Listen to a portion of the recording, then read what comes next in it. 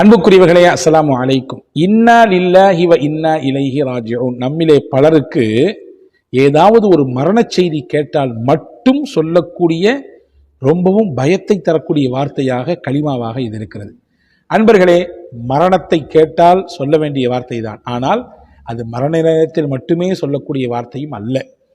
மனிதனுக்கு என்னென்ன சோதனைகள், நெருக்கடிகள், கஷ்டங்கள் வருகிறதோ அந்த நேரத்திலெல்லாம் சொல்ல வேண்டிய வார்த்தை தான் இன்னா லில்லாஹி வ இன்னா இலைஹி ராஜிஊன். அல்லாஹ் அல் குர்ஆனிலே சொல்கிறான். சூரா அல் பக்ராவிலே நீங்கள் கவனியுங்கள், 155வது வசனத்திலே அல்லாஹ் சொல்கிறான், வலநபுலுவன்னக்கும் பிஷைஇம் மினல் ஹௌஃபி வல் ஜூஅ் என்று துவங்கக்கூடிய அந்த வசனம். அல்லாஹ் சொல்கிறான், உங்களை நாம் பயத்தை கொண்டு, பசியை கொண்டு, உங்களுடைய செல்வங்களிலே, உங்களுடைய தானியங்களிலே சேதாரத்தை ஏற்படுத்தி, அதே போன்று உங்களுடைய உறவுகள் அவர்களுடைய உயிரை பறித்து, இது போன்று உண்டான நிலைகளில் எல்லாம் உங்களை சோதிப்போம். யார் அதிலே பொறுமையாக இருக்கிறாரோ அவர்களுக்கு சுபசோபனம் சொல்லுங்கள்.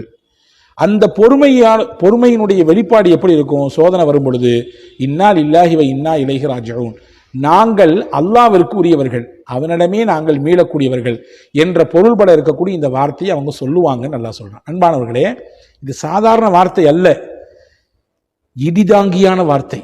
அதாவது ஒரு பெரிய பில்டிங் கட்டியிருக்கோம், அந்த பில்டிங்ல இடியினுடைய சேதாரம் ஏற்படக்கூடாதுன்னு சொல்லி மேல ஒரு சின்ன ஒரு ஆண்டனா வச்சிருப்போம் இல்லையா? அதே மாதிரி மனித மனம் இடிந்து நொறுங்கிவிடக் கூடாது என்பதற்காக வேண்டி அல்லாஹ் கொடுத்த வார்த்தை தான் இந்த வார்த்தை, சக்தி மிகுந்த வார்த்தை. நாம் அல்லாஹ்விற்குரியவர்கள், அவன் பக்கம்தான் நாம் மீளப் போகிறோம். என்ன சோதனை வந்தாலும், என்ன கஷ்டம் வந்தாலும், எல்லாத்தையும் கொடுத்தது அவனே எடுத்துக்கிட்டான்.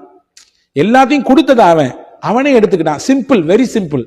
இந்த நிலைப்பாட்டோடு ஒரு மனிதன் இருக்க வேண்டும் என்று அல்லாஹ் சொல்கிறான். அன்பர்களே, இதை சொல்வதனால் என்ன கிடைக்கும்? அடுத்து அல்லாஹ் சொல்கிறான், உலாயிக அலைஹிம் ஸலவாத்தும் மிர் ரப்பிஹிம் வ ரஹ்மா, அல்லாஹுடைய புறத்திலிருந்த அருளும் அல்லாஹினுடைய கரிசனமும் இந்த மாதிரியான மக்களுக்கு உண்டு என்று அல்லாஹ் சொல்கிறான். இவர்கள் தான் உண்மையான நேர்வழியில் இருக்கக்கூடியவர்கள் என்ற பாராட்டு பத்திரத்தையும் அல்லாஹ் கொடுக்கிறான். எனவே வெறும் மரணத்தின் நேரத்தில் மட்டும் சொல்லக்கூடியதல்ல, ஒரு சின்ன இழப்பு, ஒரு சின்ன கஷ்டம், ஒரு சின்ன நெருக்கடி வந்தாலும் இதை சொல்லி பழகினால் நம்முடைய ஈமான் வலுப்பெறும்.